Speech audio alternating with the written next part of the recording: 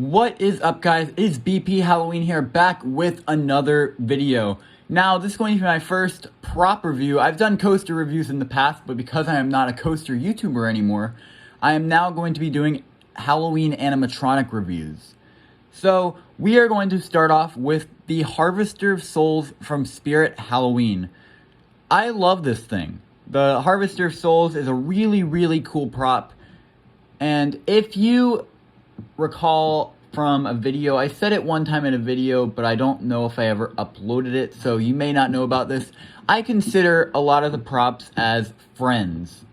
I know that might sound a little bit odd to a lot of people, and I might go into it in a future video, but I don't want to talk about it right now, because we just have to talk about the Harvester of Souls and why he is a really nice prop.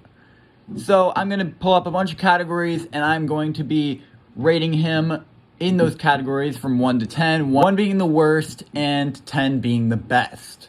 And then I will give him an overall score out of 100 at the end of the video. So we are going to start off with detail and how he looks.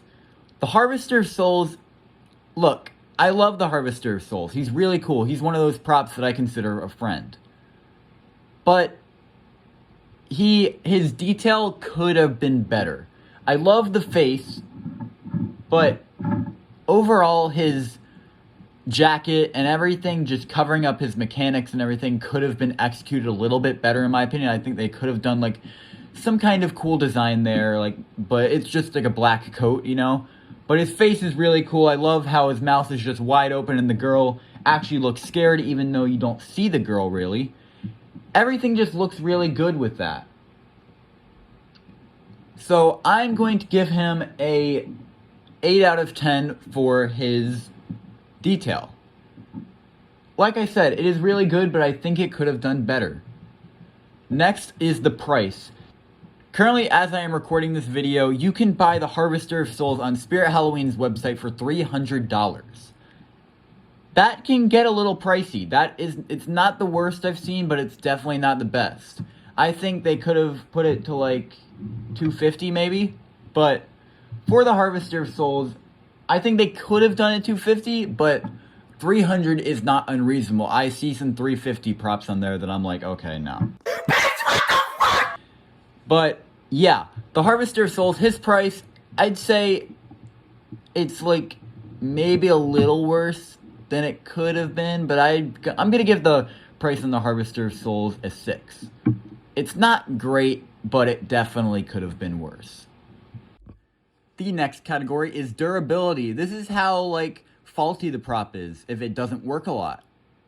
So, the Harvester of Souls is a Techie Toys props, Techie Design now, but formerly Techie Toys, which they are known for putting out some of the most unreliable props out there, but they are also known for being some of the coolest props out there.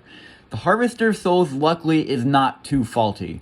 He is pretty good. Mine hasn't had any issues yet, luckily, and I've had him for about I picked him up in 2021, so he ran through a season.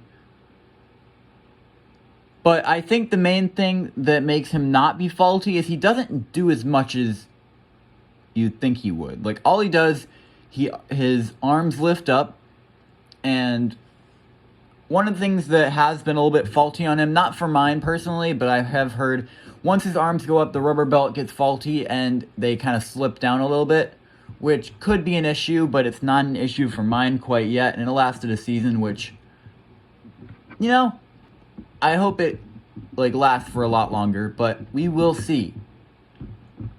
That's the problem with him. I don't know how faulty he is because I've only had him for a season. So, the Harvester of Souls, and then the girl's head lifts up, and I mean, that's not too bad, you know? And then it does the whole thing in reverse. So, it's not a lot of movement. It's only 2 movements, and yeah, and they're not huge movements. They're not like Mr. Dark where he shoots up. So, overall, I'm going to give this prop an 8 out of 10 for durability.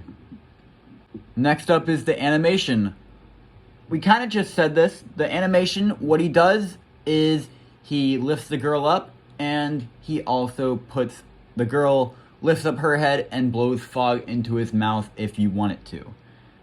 I think it's a really cool animation. You know, I think with what they did, it worked really well. You wouldn't expect something that has such little movement and such freak movement that it would be so cool.